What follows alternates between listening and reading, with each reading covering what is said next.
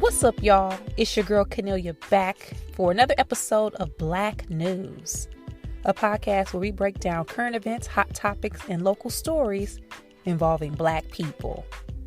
Now let's get into it.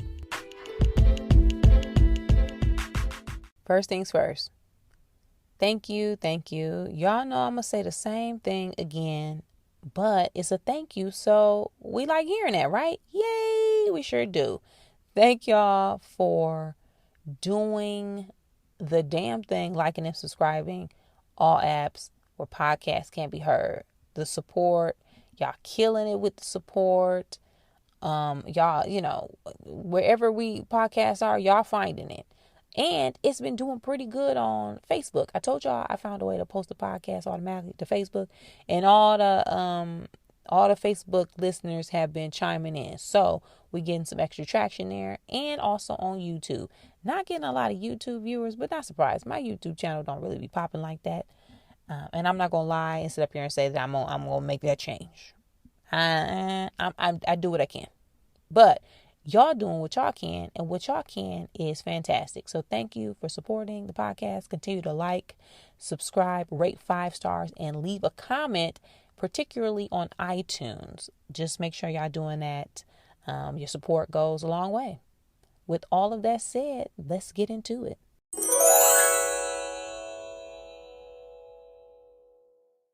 Well, this first topic, I honestly didn't think that I would ever be talking about this or reporting on this actual event, but anything is possible in 2022, obviously. With that said, Monique and Lee Daniels have made up.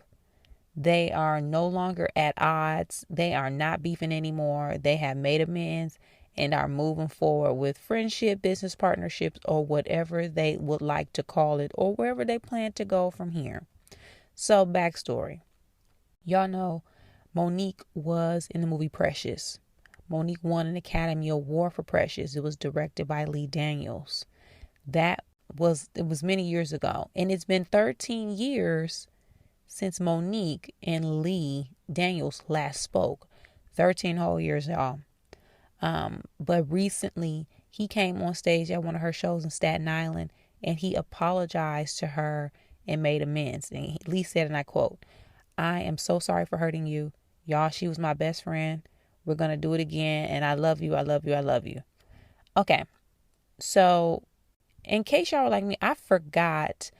I've known, and I know that Monique, whenever asked, has been open about how she felt like Lee Daniels, Oprah Winfrey, and Tyler Perry got her blackballed because of the press run and the situation that happened surrounding Precious. So y'all remember when Precious came out and Monique was like, when you are up or being considered during award season and your movie is getting that kind of buzz, you got to hit all of the stops. Now, Monique's take was, she was having to travel and go and do different things that weren't a part of her contract. And when it wasn't a part of her contract, she would have to pay out of pocket for it. Now, the movie needed the promo, and the promo helped her win the Academy Award. But she would have rather spend time with her family instead of paying out of pocket to promote this movie. So she was opting out of doing a lot of the stuff. She was like, yo, like, I ain't signed up. I ain't doing it. Especially if y'all not going to pay for it. Well, the result of that was what Monique said. Tyler Perry, Oprah, and Lee blackballing her. Because if y'all think back, after she won that Oscar, she really didn't do many movies or TV.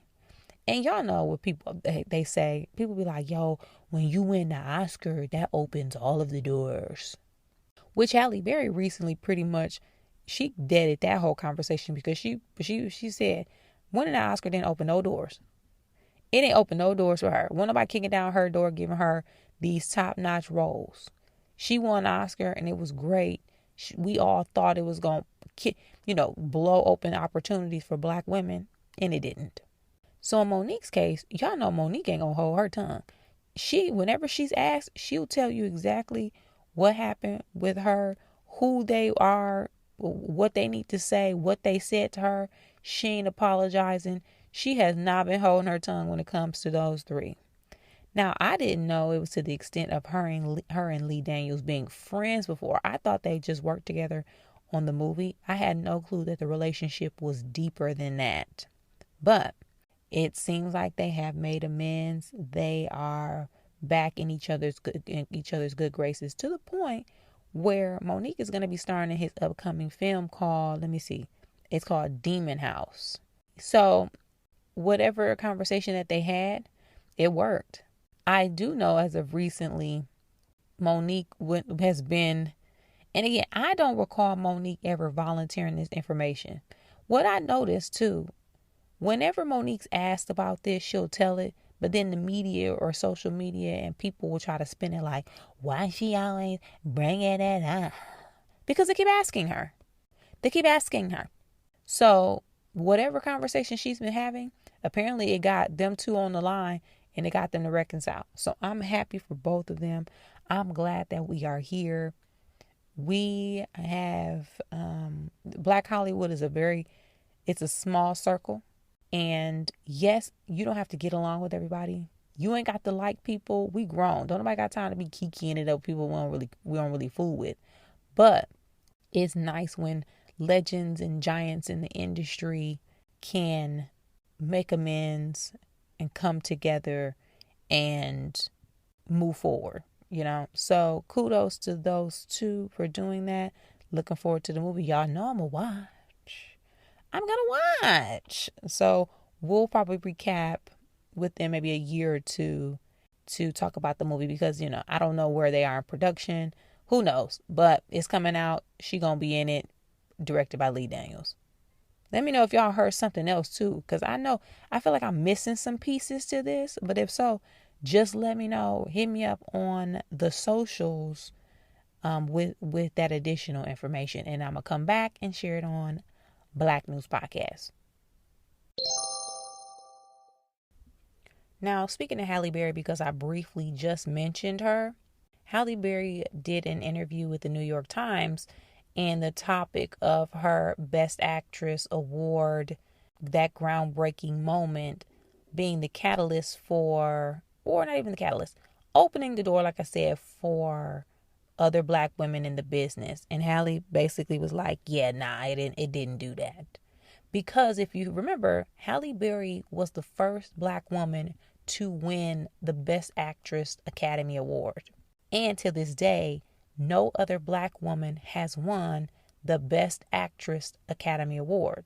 There have been nominees. And I know y'all are thinking, what about Viola Davis? She won Oscars. Yes, but for Best Supporting. She won Best Supporting twice. She has never, if I'm not mistaken, they were both supporting 2 times. One for Fences and the other for, I believe it was Doubt. She did not win when she was nominated for her role in Ma Rainey's Black Bottom. Audra Day was also nominated at the same time, which I thought she should have got because she killed it. And y'all know, like Issa said, we rooting for everybody Black, so I don't care what role you playing. Okay, you can play a broomstick. I'm gonna be rooting for the broomstick. Is it a black broomstick? Got my vote. But Halle basically was saying, she thought it was going to open the door, but still there's no Black women standing beside her. In her speech, if y'all have time, go to YouTube and look at her acceptance speech. Beautiful moment. She was completely in shock, mainly because, yes, it's a huge moment, but I don't think she won the Golden Globe. And y'all know how Oscars and award season goes.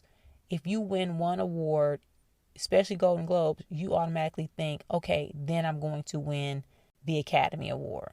But she didn't do that, so she wasn't expecting it. But wonderful moment. But again, it did not necessarily do what it needed to do for Black women in that regard for Best Actress. I know y'all probably also thinking, but Lupita won an Oscar. Yes, Best Supporting. We're going to do our thing in that supporting category. Now, we're going to find a way. But Best Actor, Best Actress, hell, Best Actor. Mahershala Ali has 2 Best Supporting Actors. But Black lead actor, ain't many. And they trying to take it from Will. They're trying to take Will, so hey, he's going to be back down to a couple.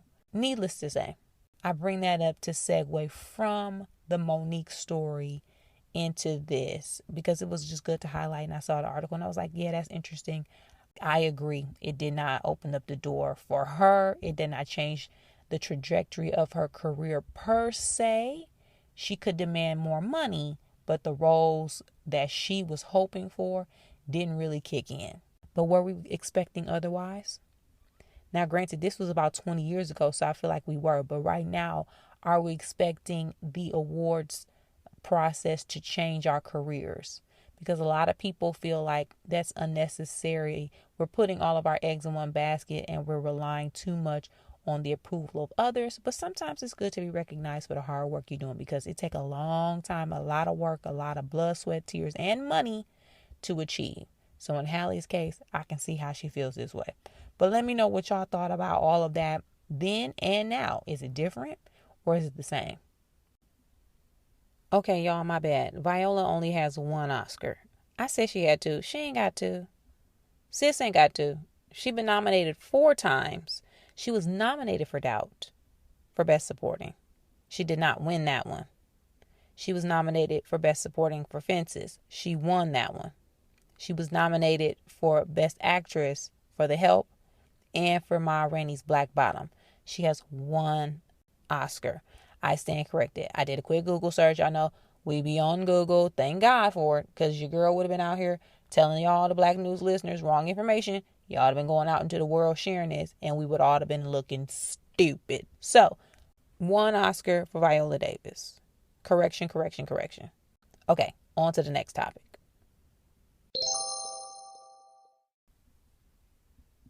So I've said this before, and I'm really starting to accept it and realizing it even more. I listen to and watch a lot of dude content. I think it's because my dad didn't have sons, so I was the honorary boy. So I feel like that just carried on. You know, people like tomboys, that is my testimony. Okay. But I listen to a lot of dude content. Like I said, I talked about here on the Black News podcast before how I was watching Deion Sanders' YouTube series about his journey as coach for Jackson State University. Coach Prime, one of my favorite shows, honey. Coach Prime be having me wanting to suit up. Hell, I want to play football for Jackson State. Not really. I went to Hampton University. Shout out to the Pirates. But y'all get what I mean. Now, with this particular topic, though, I watched the Pivot podcast on YouTube. That is with Fred Taylor, Channing Crowder, and Ryan Clark. 2 of them were formerly the hosts of I Am Athlete podcast with Brandon Marshall. They pivoted, started their own great show. 3 dudes talking to all kinds of guests about all types of topics, mostly sports related, but sometimes they get into other things. Well, on a recent episode, there was a conversation about football, quarterbacks, the NFL, all of that schmeal, and the topic briefly took a turn towards Russell Wilson, who now is the quarterback for the Denver Broncos. He was quarterback for the Seattle Seahawks. He now has taken his talents elsewhere. Maybe if y'all listening to this podcast and y'all don't follow sports, it's Sierra husband. Sierra husband is Russell Wilson. Maybe it's just for some of y'all that might connect a little better. But Channing, who was a player for the Dolphins some years ago, has a beautiful wife, Asia. She's in real estate. You know, awesome. Channing, he just seemed like a regular old country dude. Ain't nothing to write home about. Okay? Funny as all hell, but, you know, whatever. Channing said in regards to Russell, he said, and I quote, "If Russell didn't have that bread, Sierra ain't gonna be with him. Russell is square. Sierra, she had a good situation, but you don't leave Future to get with Russell Wilson. You don't leave Future to get with Russell Wilson." Then Fred chimes in. He said, "Women want peace." Channing, "He's so goddamn square. I love him on the field, but he's a square." End quote. Y'all, why do people keep calling Russell Wilson square? Is it because he ain't a hood rat? Are we only basing squareness on not being a hood rat. So if you a hood rat, you cool. If you not, you automatically square. What is it? Is it because he uses proper English when he speaks? Like, I am literally getting so confused, especially now calling adult, grown, older men square and not square. Because, when you having like little kid conversations, stuff like that comes out. He corny. He. When you don't have the language or the vocabulary or the emotional intelligence or wherewithal to really be able to assess and look at people for who they are and the totality of what makes them a human being. Little kids be doing that. Now, let me pause and put a little addendum here. Sometimes people be corny. But they only corny because maybe you just can't relate to what they doing. Somebody relate to them, so they ain't corny to everybody. So when it comes to Russell Wilson, let me read off Russell's accolades because these don't sound corny to me. These don't sound like a square to me. Russell is a Super Bowl champion. He's a quarterback. He's a man of God. Love the Lord. That brother can pray. You hear me? He loves and adores his wife. He loves Sierra. I saw them in person at an event. And before I saw them together, I was like, they can't really be liking each other like that. No, you can tell. When you next to them, you can feel that they care, how much they love each other. He a good father. He take care of his kids. He loves and takes care and helps. Let me say helps because he's not the primary caregiver. But he loves and help take care of Future own damn son, little Future. So how is all of that square? How is that corny? Like, I need somebody to really point to the corniness. Now, let's talk about Future. Because if one person corny, we have to explore why you think the other one is not corny. And let me say, I don't know Future. I don't know that man. I really don't be listening to his music. I see all of the chatter, all of the toxicity associated. So I'm just speaking from the outside perspectives. But Future got 8 baby mamas. Sierra's one of them. 8 baby mamas. Technically, that's corny. If we're talking about who's square, somebody who is unable to commit because he's not married to any of those women. Now, granted, some people don't believe in marriage. I respect that. But if you are contributing to 8 broken homes, brokenness of your own, you need therapy, you got a history of drug and alcohol addiction, substance abuse. Hey man, to me that sound a little corny. We 40. Like, you still acting like this? So I feel like we categorize people doing good things as corny and doing bad things as good. Now, let me address this whole thing because people keep talking about how Sierra was dating all these bad boys, these rapper types. And this myth that women like and prefer bad boys, which I don't necessarily agree with. I feel like women who used to those types of men tend to lean in those directions, not because we particularly want it. It's just what we grew up around, gravitate towards. But women, and I'm speaking from my friend group in particular as like real-time examples. I got friends who grew up in wealthy, or predominantly affluent environments, and none of them really set out for a bad boy. And when they thought they were aiming for the bad boy, he wasn't bad. He just knew how to get beer. Like, he wasn't a bad dude. To them, he was bad, but it wasn't like people be trying to make it out like, all women want a bad guy.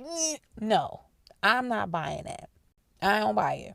Now, women do want peace and quiet. We do want that peace. And Fred chimed in with that on this particular podcast episode, especially as you get older. As a Black woman, we got so much to deal with. We have literally so much to deal with. We are walking in this world as Black women. We have jobs. Some of us have children, families to take care of. That includes people within your household and extended families. Parents be aging. You got to take care of them. You got to manage your own health. Make sure you eating right, exercise.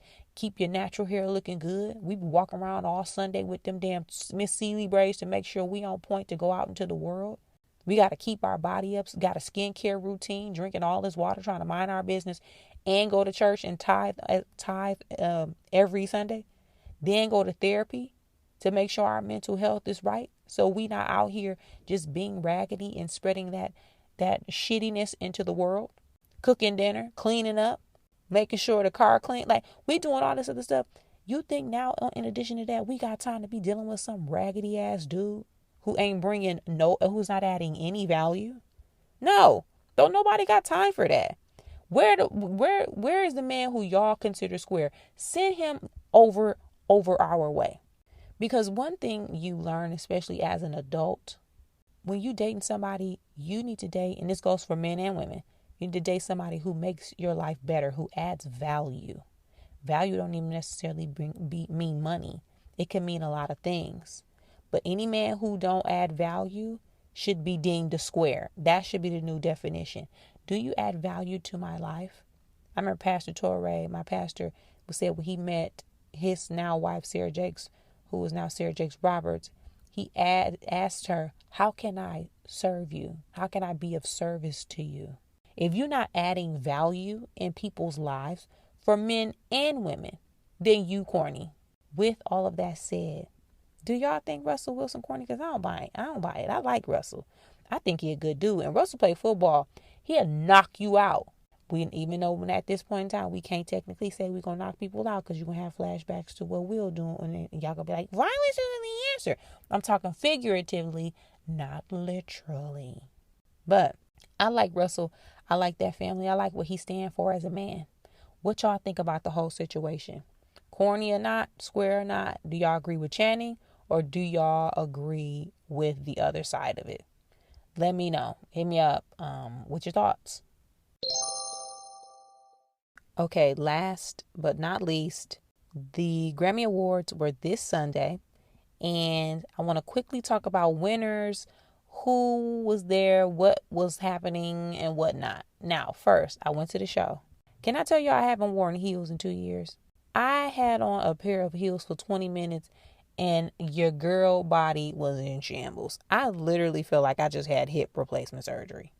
No lie, y'all. It feel like I had to fun. I'm hip to the game. I don't go to no events that are going to be for hours without a pair of them wedding reception flat ballerina slipper shoes. So I had some of them stashed in my purse. Y'all, why I had to put the ballerina flats on after 20 minutes in?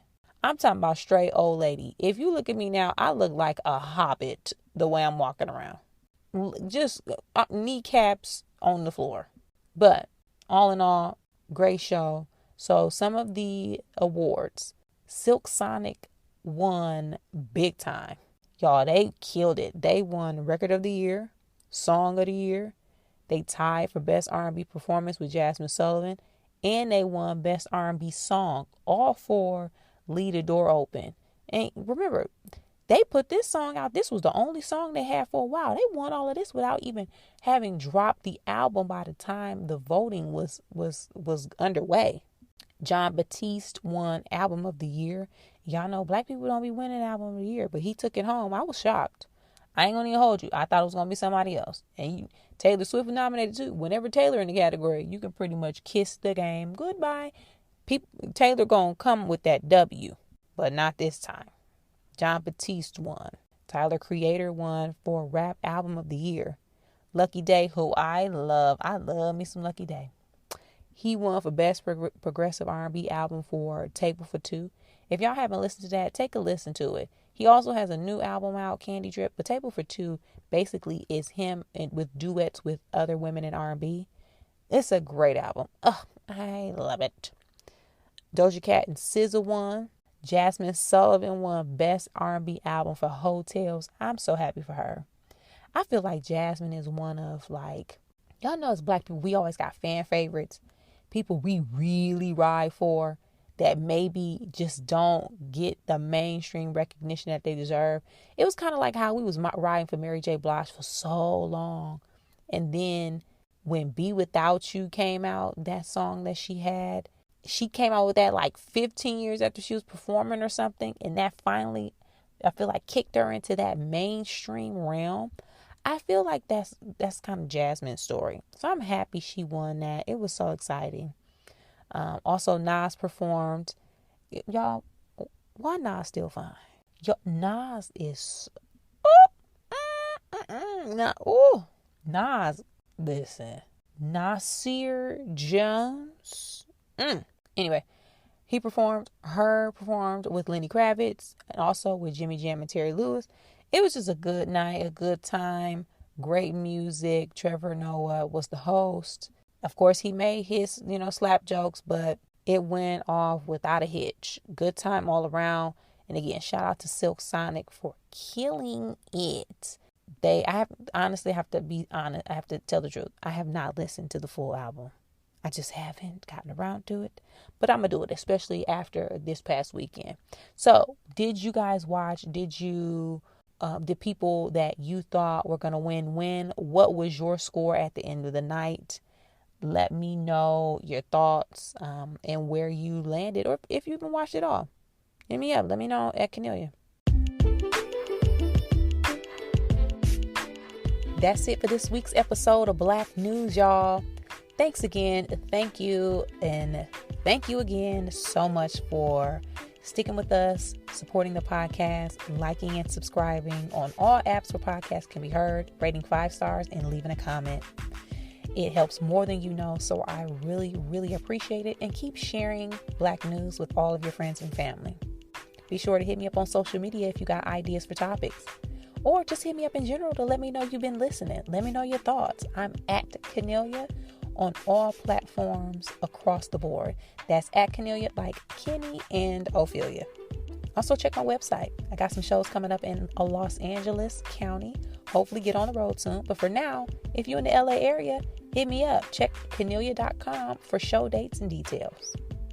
And as always, thanks again so much, guys. I hope you have a fantastic week. Keep supporting, keep growing, keep building, keep staying safe, and keep staying healthy. As always, again, I'll see you back here next time, same time, same place. Bye.